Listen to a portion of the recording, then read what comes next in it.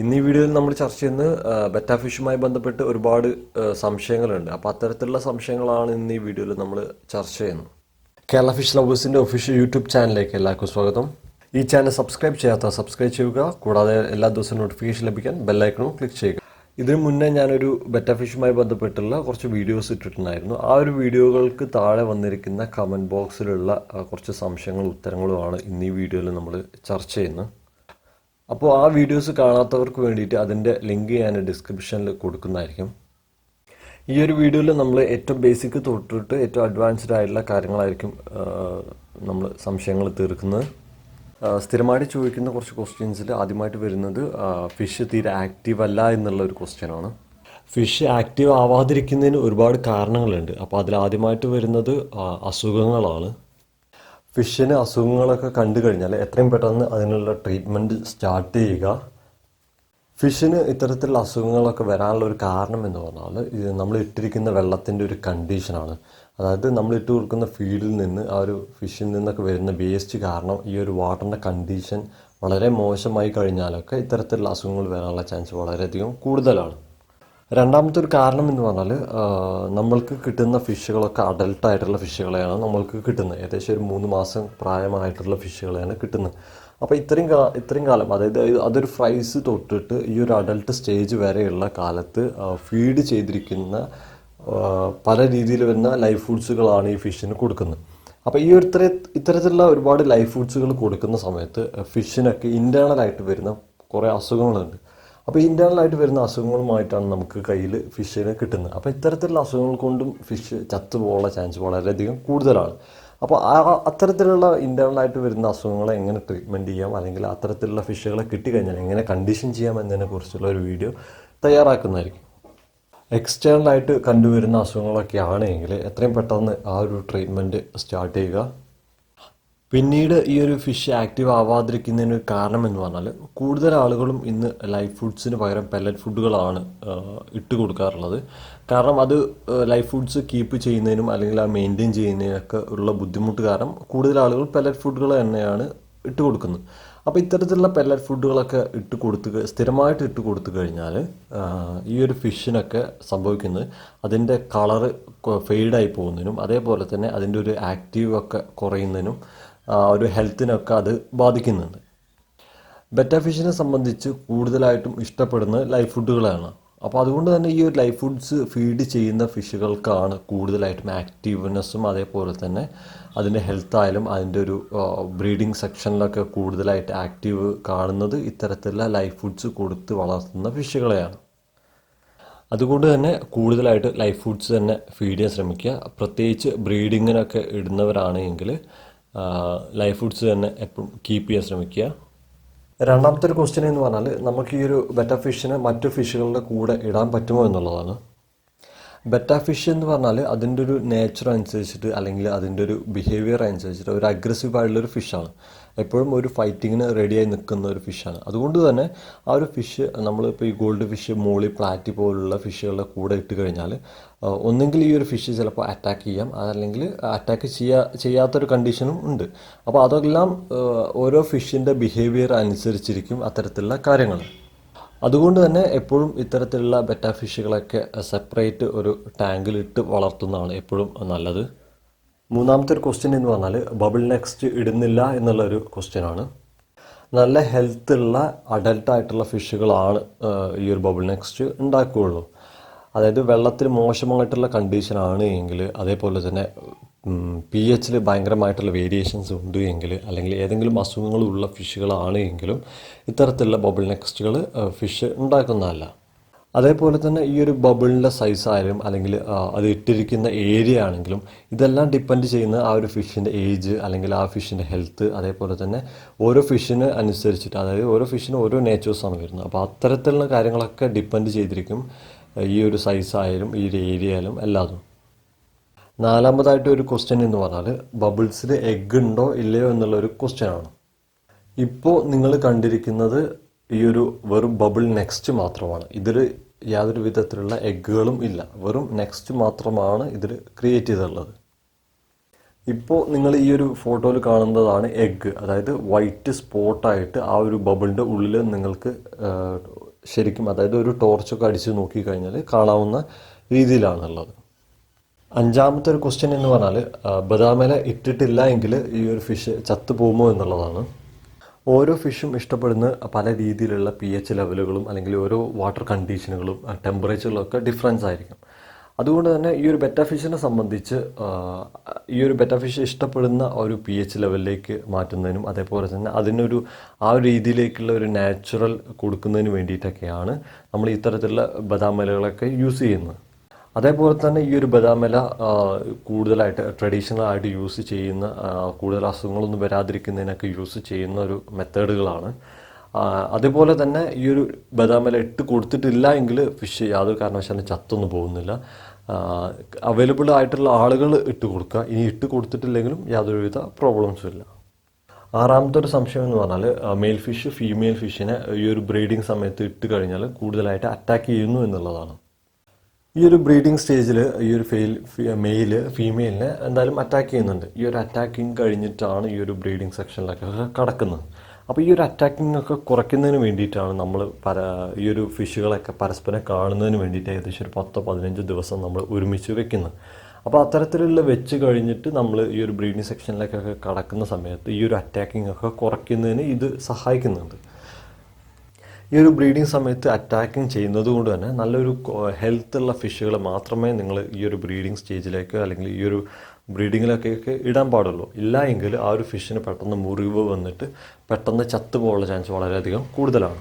ഏഴാമത്തെ ഒരു ക്വസ്റ്റ്യൻ എന്ന് പറഞ്ഞാൽ നമുക്ക് ആർട്ടീമിയയ്ക്ക് പകരം വേറെ ഏതെങ്കിലും ലൈഫ് ഫുഡ്സുകൾ നമുക്ക് ഫീഡ് ചെയ്യാൻ പറ്റുമോ എന്നുള്ളതാണ്. നമുക്ക് ആർട്ടീമിയയ്ക്ക് പകരം ഒന്ന് മൈക്രോവേംസ് ഫീഡ് ചെയ്യാം, അല്ലെങ്കിൽ ഇൻഫോസോറിയ ഫീഡ് ചെയ്യാം, അല്ലെങ്കിൽ എഗ്ഗിൻ്റെ യോക്ക് അല്ലെങ്കിൽ മഞ്ഞക്കരു നമുക്ക് ഫീഡ് ചെയ്യാവുന്നതാണ്. ഇത്തരത്തിലുള്ള ഫീഡ് നമ്മൾ കൊടുക്കുമ്പോൾ ഓരോ ഫീഡിനും അതിൻ്റേതായ ഗുണങ്ങളും ദോഷങ്ങളും ഉണ്ട്. മൈക്രോവേം, ഇൻഫോസോറിയ, എഗ്ഗിൻ്റെ യോക്ക് ഇവ നമ്മൾ ഫീഡ് ചെയ്യുന്ന സമയത്ത് വളരെ ലിമിറ്റഡ് ആയിട്ട് മാത്രമേ നമ്മൾ ഫീഡ് ചെയ്യാൻ പാടുള്ളൂ. ഓവറായി ഫീഡ് ചെയ്ത് കഴിഞ്ഞാൽ ഈ ഒരു ഫ്രൈസൊക്കെ പെട്ടെന്ന് ചത്തുപോകാനുള്ള ചാൻസ് വളരെയധികം കൂടുതലാണ്. അതേപോലെ തന്നെ നമ്മൾ കാലാവസ്ഥ കൂടി നമ്മൾ എപ്പോഴും കൺസിഡർ ചെയ്യുക. കൂടുതൽ തണുപ്പുള്ള അല്ലെങ്കിൽ കൂടുതൽ മഴക്കാലങ്ങളിലൊന്നും ഇത്തരത്തിലുള്ള ലൈഫ് ഫുഡ്സുകൾ കൂടുതൽ ഇട്ട് കൊടുക്കാതിരിക്കാൻ ശ്രമിക്കുക. എട്ടാമത്തെ ഒരു ക്വസ്റ്റ്യൻ എന്ന് പറഞ്ഞാൽ മെയിൽ ഫിഷ് തന്നെ അതിൻ്റെ എഗ്ഗുകളൊക്കെ കഴിക്കുന്നു എന്നുള്ളതാണ്. നിങ്ങൾ ബ്രീഡിങ്ങിന് ഇട്ട ഫിഷ് ആ ഒരു എഗ്ഗ് കഴിക്കുന്നു എങ്കിൽ സെക്കൻഡ് ടൈം ബ്രീഡിങ്ങിൽ ഇടുന്ന സമയത്ത് ആ ഒരു എഗ്ഗ് ഇട്ട് കഴിഞ്ഞ് ആ ഒരു ബബിൾ നെക്സ്റ്റിൽ കൊണ്ടുവച്ച സമയത്ത് തന്നെ ആ ഒരു മെയിലിനെയും ഫീമെയിലിനെയും സെപ്പറേറ്റ് ചെയ്യുക. അതല്ലാതെ നമ്മളൊരു 5 days വെയിറ്റ് ചെയ്യേണ്ട യാതൊരു ആവശ്യമില്ല. അന്ന് തന്നെ ആ ഒരു ഫീമെയിലിനെയും മെയിലിനെയും സെപ്പറേറ്റ് ചെയ്ത് വെക്കുക. ബബിൾ നെക്സ്റ്റിൽ കൊണ്ടുവയ്ക്കുന്നതിന് മുന്നേ തന്നെ ആ ഒരു ഫിഷ് എഗ്ഗ് കഴിക്കുന്നു എങ്കിൽ ആ ഒരു ഫിഷിനെ തന്നെ ഈ ഒരു ബ്രീഡിങ്ങിൽ നിന്ന് മാറ്റി വയ്ക്കുക. കാരണം ആ ഒരു ഫിഷിൻ്റെ ഒരു ഹാബിറ്റ് അനുസരിച്ച് ആ ഒരു ഫിഷ് നമ്മൾ വീണ്ടും ഇത്തരത്തിലുള്ള ബ്രീഡിങ്ങിനൊക്കെ ഇടുന്ന സമയത്ത് വീണ്ടും ആ ഒരു ഫിഷ് ഈ എഗ്ഗ് കഴിച്ചുകൊണ്ടിരിക്കും. അതുകൊണ്ട് തന്നെ നമ്മൾ ആ ഒരു ഫിഷിനെ ഈ ഒരു ബ്രീഡിങ് സെക്ഷനിൽ നിന്ന് തന്നെ മാറ്റി വയ്ക്കുക. ഒമ്പതാമത്തെ ഒരു ക്വസ്റ്റ്യൻ എന്ന് പറഞ്ഞാൽ ആ ഒരു മെയില് തന്നെ അതിൻ്റെ കുട്ടികളെ കഴിക്കുന്നു എന്നുള്ളതാണ്. എഗ്ഗ് ഇട്ട് 2-3 ദിവസത്തിനുള്ളിൽ തന്നെ ഈ ഒരു ഫ്രൈസ് ഇറങ്ങാൻ തുടങ്ങും. ഇറങ്ങിക്കഴിഞ്ഞാൽ ഈ ഒരു ബബിൾ നെക്സ്റ്റിൽ നിന്ന് താഴേക്ക് ഈ ഒരു ഫ്രൈസ് വീഴും. ഈ ഒരു വീഴുന്ന സമയത്താണ് ഈ ഒരു മെയിൽ ഫിഷ് അതിൻ്റെ വായിലാക്കി തിരിച്ച് ഈ ഒരു ബബിൾ നെക്സ്റ്റിൽ തന്നെ കൊണ്ടുവയ്ക്കുന്നത്. കൂടുതൽ ഫിഷുകളും ഇത്തരത്തിൽ തന്നെയാണ് ചെയ്യാറുള്ളത്. അപ്പോൾ ചില ആളുകൾ ഇത്തരം കാണുന്ന സമയത്ത് ആ ഒരു ഫ്രൈസിനെ കഴിക്കുന്നതാണോ എന്ന് തെറ്റിദ്ധരിക്കാറുണ്ട്. ഇൻ കേസ് ചില ഫിഷുകളുടെ ഒരു ഹാബിറ്റ് അനുസരിച്ച് അല്ലെങ്കിൽ അതിൻ്റെ ബിഹേവിയർ അനുസരിച്ച് ചില ഫിഷുകൾ ഈ ഫ്രൈസിനെ കഴിക്കുന്ന ഫിഷുകളും ഉണ്ട്. അപ്പോൾ അത്തരത്തിൽ കഴിക്കുന്ന കണ്ടു കഴിഞ്ഞാൽ അല്ലെങ്കിൽ ഈ ഒരു കുട്ടികളൊക്കെ എണ്ണം കുറയുന്നത് കണ്ടു കഴിഞ്ഞാൽ എത്രയും പെട്ടെന്ന് അത്തരം മെയിൽസിനെ സെപ്പറേറ്റ് ചെയ്ത് വെക്കുക. 10ാമത്തെ ക്വസ്റ്റ്യൻ എന്ന് പറഞ്ഞാൽ 2 ബെറ്റാ ഫിഷുകൾ പരസ്പരം കാണാത്ത രീതിയിൽ ഒരു മറ വെക്കണോ വേണ്ടയോ എന്നുള്ളതാണ്. ബെറ്റാ ഫിഷ് ഒരു ഫൈറ്റിംഗ് ഫിഷ് ആയതുകൊണ്ട് തന്നെ പരസ്പരം 2 ഫിഷുകൾ കണ്ടു കഴിഞ്ഞാൽ ഇത് കുറച്ച് അഗ്രസീവ് ആകാൻ തുടങ്ങും. ഈ ഒരു അഗ്രസീവ്നെസ് സ്ഥിരമായിട്ട് പരസ്പരം അങ്ങോട്ടും ഇങ്ങോട്ടും ഒരു അഗ്രസീവ്നെസ് ഉണ്ടാക്കാൻ തുടങ്ങും. ഈ ഒരു ഉണ്ടാക്കി കഴിഞ്ഞാൽ ഈ ഒരു ഫിഷിന് സ്ട്രെസ്സ് കൂടുകയും അതേപോലെ തന്നെ കൂടുതൽ എനർജി ഇതിന് ഈ ഒരു അഗ്രസീവ്നെസ്സിന് വേണ്ടിയിട്ട് എടുക്കേണ്ടതുണ്ട്. അങ്ങനെ ഇതിൻ്റെ ഹെൽത്ത് തീരെ വീക്കാവാൻ തുടങ്ങും. അങ്ങനെയാണ് ഈ ഒരു ഫിഷ് ഹെൽത്തിൻ്റെ കേസിലായാലും അല്ലെങ്കിൽ സ്ട്രെസ്സായാലും എപ്പോഴും കൂടിക്കൊണ്ടിരിക്കും. അപ്പോൾ അതുകൊണ്ട് തന്നെ ഈ ഒരു ഫിഷ് വീക്കായിക്കൊണ്ടേയിരിക്കും. അതുകൊണ്ട് നിങ്ങൾ എപ്പോഴും ഈ ഒരു ഫിഷിനൊക്കെ വെക്കുന്ന സമയത്ത് എപ്പോഴും സെപ്പറേറ്റ് ആയിട്ട് തന്നെ അല്ലെങ്കിൽ അത് കാണാത്ത വിധം വെക്കാൻ എപ്പോഴും ശ്രമിക്കുക. ചെറിയ കട്ടിയുള്ള പേപ്പറുകളോ അല്ലെങ്കിൽ ചെറിയ പ്ലാസ്റ്റിക്കിൻ്റെ പീസുകളൊക്കെ വെച്ചിട്ട് പരസ്പരം ഇത് സെപ്പറേറ്റ് ചെയ്ത് വെക്കാൻ എപ്പോഴും ശ്രമിക്കുക. അഡൽട്ട് ആവാത്ത ഫിഷുകൾക്കൊന്നും ഇത്തരത്തിലുള്ള സെപ്പറേഷൻ നിർബന്ധമില്ല. അഡൽട്ട് ആയിട്ടുള്ള ഫിഷുകൾക്ക് മാത്രം ഇത്തരത്തിലുള്ള സെപ്പറേഷൻ നിർബന്ധമായിട്ടും വെച്ച് കൊടുക്കുക. 11ാമത്തെ ക്വസ്റ്റ്യൻ എന്ന് പറഞ്ഞാൽ വ്യത്യസ്തമായിട്ടുള്ള ഒരു ക്രൗൺ ടൈലോ അല്ലെങ്കിൽ ഒരു ഹാഫ് മൂൺ പോലുള്ള ഫിഷുകളൊക്കെ നമുക്ക് പരസ്പരം ക്രോസ് ചെയ്യാൻ പറ്റുമോ എന്നുള്ളതാണ്. നമുക്ക് തീർച്ചയായിട്ടും അത്തരത്തിലുള്ള ഒരു മെയിൽ ഫിഷ് ഒരു ക്രൗണോ അല്ലെങ്കിൽ ഫീമെയിൽ ഫിഷ് ഒരു ഹാഫ് മൂണോ ഒക്കെ വെച്ചിട്ട് നമുക്ക് ക്രോസ് ചെയ്തെടുക്കാം അല്ലെങ്കിൽ ബ്രീഡിങ്ങിന് ഇടാം. പക്ഷെ അതിൽ നിന്ന് കിട്ടുന്ന കുട്ടികൾ ഈ രണ്ടിൻ്റെയും ക്വാളിറ്റി ഉള്ള ഒരു കുട്ടികളായിരിക്കും. പക്ഷെ നമുക്ക് ആ ഒരു മാർക്കറ്റിംഗ് സൈഡിൽ നമുക്കത് വളരെയധികം ഫ്ലോപ്പായിരിക്കും. പക്ഷെ എന്നിരുന്നാലും നമുക്ക് കുട്ടികളൊക്കെ കിട്ടുന്നതിന് യാതൊരുവിധ പ്രോബ്ലംസും ഇല്ല. 12ാമത്തെ ഒരു ക്വസ്റ്റ്യൻ എന്ന് പറഞ്ഞാൽ ഒരു തവണ നമ്മൾ ഒരു ഫീമെയിൽ ഫിഷിനെ ഒരു മെയിലുമായിട്ട് ക്രോസ് ചെയ്ത് കഴിഞ്ഞാൽ വേറൊരു മെയിലുമായിട്ട് നമുക്ക് ക്രോസ് ചെയ്യാൻ പറ്റുമോ എന്നുള്ളതാണ്. ഒരു തവണ ബ്രീഡിങ് കഴിഞ്ഞ ഫീമെയിലിനെ മറ്റൊരു മെയിലുമായിട്ടൊക്കെ നമുക്ക് ക്രോസ് ചെയ്യാവുന്നതാണ്. പക്ഷെ അതിനേക്കാളൊക്കെ എപ്പോഴും ബെറ്റർ സെയിം മെയിലുമായിട്ട് തന്നെ ക്രോസ് ചെയ്യുന്നതായിരിക്കും. കാരണം അങ്ങനെ ചെയ്തു കഴിഞ്ഞാൽ നമ്മൾ ഈ ഒരു ബ്രീഡിങ്ങിൻ്റെ ടൈം ആയാലും അല്ലെങ്കിൽ കൂടുതൽ കുട്ടികൾ ഇറങ്ങുന്നതിനൊക്കെ കൂടുതൽ സഹായിക്കുന്നുണ്ട്. അപ്പോൾ അത്തരത്തിൽ തന്നെ ഒരു പ്രാവശ്യം മെയ്റ്റ് ചെയ്ത മെയിലിനെ ഫീമെയിൽ തന്നെ സെക്കൻഡ് ടൈമും അതേപോലെ തന്നെ ചെയ്യാൻ ശ്രമിക്കുക. ഇനി ഏതെങ്കിലും രീതിയിൽ ചത്തുപോകുന്ന കേസുകളൊക്കെ വന്നു കഴിഞ്ഞാൽ മാത്രം നിങ്ങൾ സെപ്പറേറ്റ് മറ്റു മെയിലുമായിട്ടൊക്കെ ക്രോസ് ചെയ്യാൻ ശ്രമിക്കുക. 13ാമത്തെ ഒരു ക്വസ്റ്റ്യൻ എന്ന് പറഞ്ഞാൽ ഫിഷ് കഴിക്കുന്നില്ല എന്നുള്ളൊരു പ്രശ്നമാണ്. കൂടുതലായിട്ട് പെല്ലറ്റ് ഫുഡുകളൊക്കെ കൊടുക്കുന്ന ഫിഷുകൾക്കാണ് ഇത്തരത്തിലുള്ള കഴിക്കാതിരിക്കുന്ന പ്രശ്നങ്ങൾ കണ്ടുവരാറുള്ളത്. ഒന്നെങ്കിൽ ഈ ഒരു പെല്ലറ്റ് ഫുഡുകളൊക്കെ ഓവറായിട്ട് ഇട്ട് കൊടുത്തു കഴിഞ്ഞാൽ അതിൻ്റെ വയറ്റിൽ എത്തിക്കഴിഞ്ഞാൽ ഇത് ബൾജായി പോവുകയും മലബന്ധം പോലുള്ള അസുഖങ്ങൾ കാരണം ഫിഷ് കഴിക്കാതിരിക്കാം. അതല്ല എങ്കിൽ ഈ ഒരു ഇൻറ്റേർണലായിട്ട് വരുന്ന അസുഖങ്ങൾ കാരണം ഫിഷ് കഴിക്കാതിരിക്കാം. ഈ ഒരു സമയങ്ങളിൽ കൂടുതലായിട്ടും ലൈവ് ഫുഡ്സ് തന്നെ കൊടുക്കാൻ ശ്രമിക്കുക. പെല്ലറ്റ് ഫുഡുകളൊക്കെ മാക്സിമം ഒഴിവാക്കിയിട്ട് കൂടുതലും ലൈവ് ഫുഡ്സ് തന്നെ ഫീഡ് ചെയ്യാൻ ശ്രമിക്കുക. 14ാമത്തെ ഒരു ക്വസ്റ്റ്യൻ എന്ന് പറഞ്ഞാൽ നമുക്ക് അഡൽട്ടായിട്ടുള്ള ഫീമെയിൽസിനെ ഒന്നിച്ചിടാൻ പറ്റുമോ എന്നുള്ളതാണ്. ഒരേ ബാച്ചിൽ വരുന്ന ഫീമെയിൽ ഫിഷുകളാണ് എങ്കിൽ അവ പരസ്പരം അല്ലെങ്കിൽ ഒരേ ടാങ്കിലൊക്കെ വളർന്നു വരുന്ന ഫിഷുകളൊക്കെയാണ് എങ്കിൽ അവ പരസ്പരം കൂടുതലൊന്നും അറ്റാക്ക് ചെയ്യുന്നില്ല. അതേ സമയത്ത് വ്യത്യസ്തമായുള്ള സ്ഥലങ്ങളിൽ നിന്ന് കൊണ്ടുവരുന്ന ഫീമെയിൽസുകളെയാണ് നമ്മൾ ഒരേ ടാങ്കിൽ ഇടുന്നതെങ്കിൽ ചിലപ്പോൾ പരസ്പരം അത്തരത്തിലുള്ള ഫീമെയിൽസ് തന്നെ പരസ്പരം അറ്റാക്ക് ചെയ്യാനുള്ള ചാൻസ് കൂടുതലാണ്. അതുകൊണ്ട് തന്നെ അത്തരത്തിലുള്ള അറ്റാക്കിങ് കണ്ടു കഴിഞ്ഞാൽ നിങ്ങൾ ആ ഒരു ഫിഷുകളൊക്കെ സെപ്പറേറ്റ് ചെയ്ത് വെക്കാൻ ശ്രമിക്കുക. 15ാമത്തെ ഒരു ക്വസ്റ്റ്യൻ എന്ന് പറഞ്ഞാൽ നമ്മൾ കൂടുതലായിട്ട് മോസ്കിറ്റോ ലാർവകളോ അല്ലെങ്കിൽ മോസ്കിറ്റോനൊക്കെ കൊടുത്തു കഴിഞ്ഞാൽ എന്താണ് പ്രശ്നമുണ്ടോ എന്നുള്ളതാണ്. നമ്മൾ കൂടുതലായിട്ട് ഈ ഒരു മോസ്കിറ്റോ ലാർവ അല്ലെങ്കിൽ ബ്ലഡ് വേംസ് പോലുള്ള ഫീഡുകളൊക്കെ കൊടുത്തു കഴിഞ്ഞാൽ സംഭവിക്കുന്നത് ഈ ഒരു ഫിഷിൻ്റെയൊക്കെ ഇൻറ്റേർണലായിട്ട് ഉള്ളിലാണ് ഇതിൻ്റെയൊക്കെ പ്രശ്നങ്ങൾ വരുന്നത്. പക്ഷേ നമുക്ക് ഈ ഒരു ഫിഷിന് പുറമേക്ക് ഒന്നും കാണുന്നില്ല. ഉള്ളിലേക്ക് വന്നിട്ട് വല്ല ഡ്രോപ്സി പോലുള്ള അസുഖങ്ങളോ അല്ലെങ്കിൽ സ്വിം ബ്ലാഡർ പോലുള്ള അസുഖങ്ങളോ അല്ലെങ്കിൽ ഇൻറ്റേർണലായിട്ട് വരുന്ന പല പാരസിറ്റിക്സ് അസുഖങ്ങൾക്കൊക്കെ കാരണമാവുന്നുണ്ട്. അപ്പോൾ കൂടുതലായിട്ടും ഈ ഒരു ചീപ്പായിട്ടുള്ള ഫിഷ് ഫുഡിലേക്ക് കൂടുതലായിട്ട് നിങ്ങൾ പോകും തോറും അത്തരത്തിലുള്ള അസുഖങ്ങൾ വരാനുള്ള ചാൻസ് കൂടുതലാണ്. നമുക്ക് ഈ ഒരു ഫാമുകളിൽ നിന്ന് വരുന്നത് കൂടുതലായിട്ട് ഇവർ ഫീഡ് ചെയ്ത് കൊടുക്കുന്ന ഇത്തരത്തിലുള്ള ഫീഡുകളാണ്. അതായത് ഫ്രീ ആയിട്ട് കിട്ടുന്ന ഫീഡുകളാണ് കൂടുതലായിട്ട് ഫീഡ് ചെയ്യുന്നത്. അപ്പോൾ ഇത്തരത്തിലുള്ള ഫീഡ് കൊടുത്ത് നമ്മളെ കയ്യിൽ കിട്ടുന്ന സമയത്ത് ഈ ഒരു ഫിഷുകൾക്കൊക്കെ ഇത്തരത്തിലുള്ള ഒരുപാട് അസുഖങ്ങൾ കാണാനുള്ള ചാൻസ് വളരെയധികം കൂടുതലാണ്.